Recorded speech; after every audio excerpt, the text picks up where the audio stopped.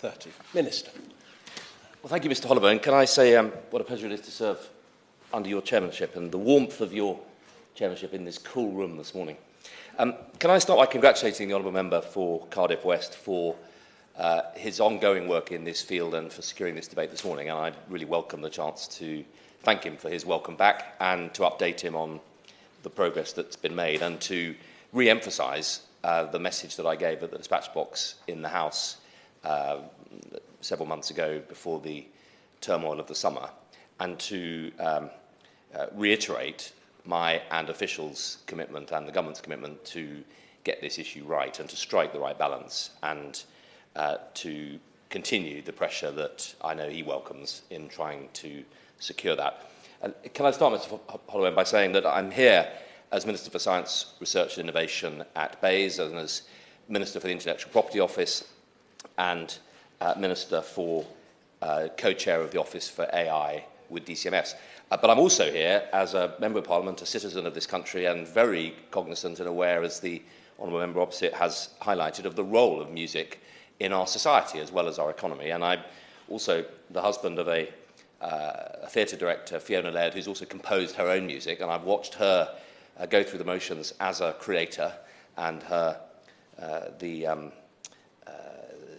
as a musical theatre director and her recent Royal Shakespeare Company production of The Merry Wives of Windsor, which she composed all the music. So I've seen, and we also have a friend who's a digital entrepreneur in the music scene, using the global streaming revolution to get a foothold as a minor artist in this incredible global economy. So I've sort of seen and have some personal feel for the challenge, and I know how strongly the industry respects his balance and his commitment to try and get the balance right. The strengths of the UK music industry, of course, are also a major part of our economy. It contributes 4 billion to our economy, well, in 21, probably more this year, and a key component of that is exports. British music brought in £2.5 billion into the UK in 21. But it's also, of course, a major force for soft power. Next week I'll be in Japan making a speech on global science soft power, and I suspect that the Japanese will associate the UK as much with the Beatles, with Ed Sheeran, and with the fabulous creative artists that we saw celebrated rightly in the Jubilee, as well as with our science. And these go together, actually, as global projections of our values as a democracy and a creative powerhouse in the world. I absolutely share the honourable member's view that songwriters and composers should enjoy a fair share of the value. And I think the challenge here is to make sure that we get a framework in the UK where that is true. It's a lived experience and a reality without unilaterally moving so hard or fast from government that we undermine the sector, but actually trying to establish best practice. And this fits with the wider work I'm doing on innovation and regulation. The truth is that this country has an opportunity to set the global standards in so many of these sectors, which will then, through our soft power, could become international standards. And I think that's how we see this. Those principles of fairness and sustainability absolutely underpin the DCMS Select Committee inquiry into music streaming, which kicked off so much of this. And I want to reassure members listening that those principles absolutely underpin the government's approach. Let me take the issues that the honourable member has raised and give him the update that he asks for. Firstly, on streaming, we have kicked off, and the Intellectual Property Office has completed a significant piece of work on data, because in the end, the data, the ability to know exactly, to have a good grasp of what is actually going on is key to fair remuneration. And too often, information that identifies songwriters and composers, their works, and the owners is incomplete and inaccurate or missing entirely. And that means that quite often creators face delays in being paid, and some aren't paid at all. And we know that this predominantly affects not the rock stars, not the superstars, but the smaller creators on a modest income who depend on that data for their livelihood. So that's why, since the committee's inquiry last year, the IPO has established a working group on metadata, tasked by us with developing industry-led improvements.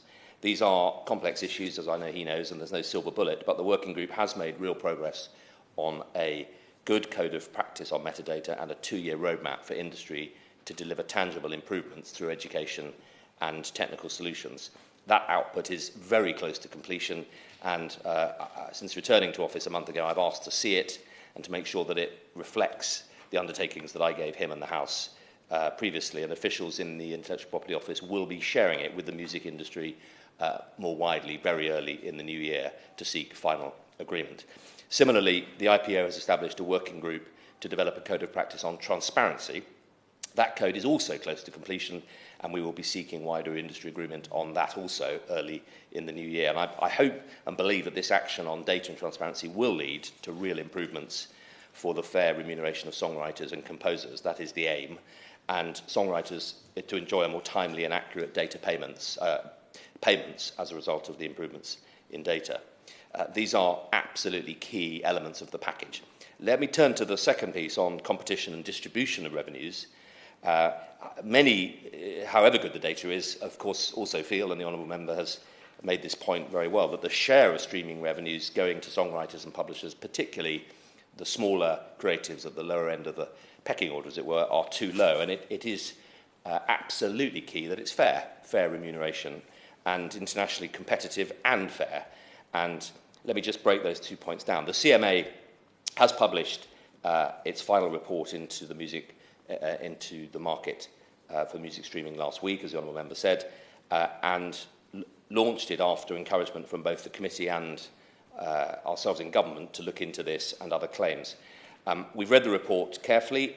Yes, as he says, it finds no suggestion that publishing revenues are being deliberately suppressed by distorted or restricted competition.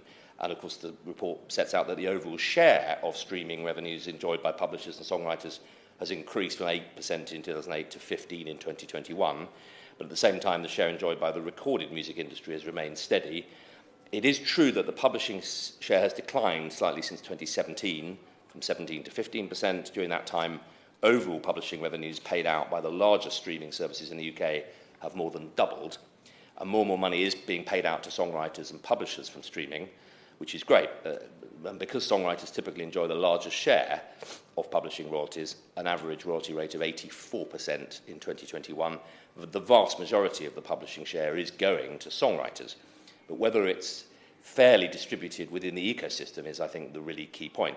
And I know that there are still many who feel justifiably that there is devil in the detail of how that overall number is allocated, and that we need to do more to make sure that it's fair. And the question of how revenues are distributed between artists, songwriters, record labels, publishers, and streaming platforms, it is complex, and we do have a responsibility to ensure that any arrangements work for the industry as a whole. But I do believe, and I want to take this opportunity to repeat, that I think there is more we can do working with the industry to get closer to, there's no perfect solution, but closer to something that is widely recognised as being fairer. Record labels and publishers each play an important role in supporting and investing British artists and songwriters. And, we don't want any unilateral and dramatic reapportionment to undermine the UK sector, but we do want to make sure that we are doing right by the next generation of talent who we require to feed the whole sector. The Copyright Royalty Board in the US recently laid down that songwriter holders should receive around 15% of streaming revenues, similar to where we are and what we've achieved in the UK. But it's interesting that, as the Honourable Member highlights, that and the movement in France, I think there is a global movement towards making sure that this growing sector is based on principles of fair remuneration.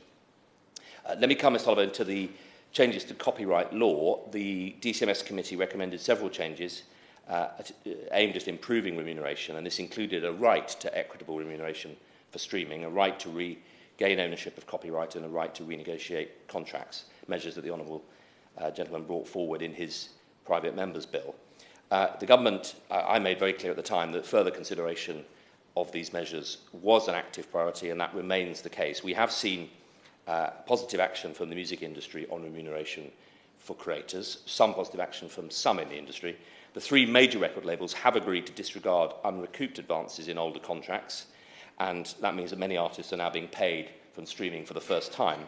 Several independent record labels have announced minimum digital royalty rates in their contracts of 25% or more, even for contracts agreed prior to streaming. So some progress, and these steps are welcome, but I appreciate that creators want to see more substantial and wide-ranging action on remuneration, and that's why in the coming months we will be actively considering the evidence from the research as well as the voluntary action taken by industry and weighing up our approach on remuneration. And I'll come in a moment to a specific proposal that I'm making to bring all of this together including looking at, Mr. Holloway, third point, the text and data mining issue. I know this is causing real concern for rights holders, as the honourable member was kind enough to say. I was out of office when this reform was announced. I have, in the few short weeks I've been back, already met with the DCMS Minister for the creative industries to highlight that we have to get this right. And yes, of course, the UK wants to be a leader in AI, and we are, and we want to continue to build on that. But we mustn't allow that support to undermine our creative industries. And she, of course, absolutely agrees with me, and we've already established a small task force of officials between the two departments to make sure that we get this right.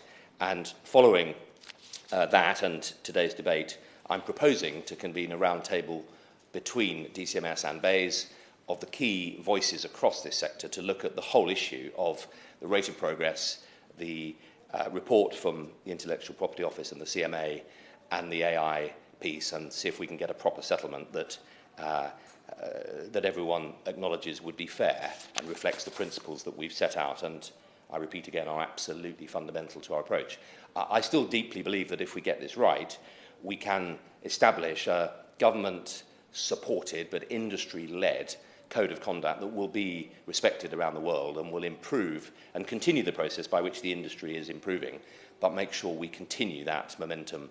And it doesn't require private members' bills to keep nudging the industry, but we have a leadership in setting the standards for fair remuneration, which is the envy of the world. So I will be suggesting, as co-chair of the Office for AI and as Minister for the Intellectual Property Office on this issue, that DCMS Minister and I convene that roundtable, and obviously I'll be in touch with the Honourable Member opposite and the Select Committee. Mr. Holloway, perhaps as I close with 2 minutes to the clock, perhaps I can just highlight that we do believe that there is an opportunity here, and I think the industry has shown a willingness to move in the right direction, for government to signal that our preference is not to legislate. Our preference is to encourage the industry to move in the right direction. But if we have to legislate to get this right, then we reserve that right. Our preference remains, however, to avoid that, not least because we'd like to get a quicker solution for the benefit of all those in the industry. I'll happily give way. Mr. President, I understand why you asked, because we haven't discussed it previously, but I don't want the point about composer buyouts to be lost either in the discussion. I welcome what he said about convening the roundtable and his continued commitment. I also think we do need a discussion at some point about the implication of this increasing trend for composer buyouts. Yes, I'm grateful for putting that on the record before, and let me put on the record that we'll include that in the roundtable discussion, and I'll perhaps pick up the detailed point that he made and write to him on it, because I think that's part of the mix. So, Mr. Holloway, I hope the House can see that we're making progress and that the Honourable Member can see that too, and I look forward to working with him on this in the months ahead.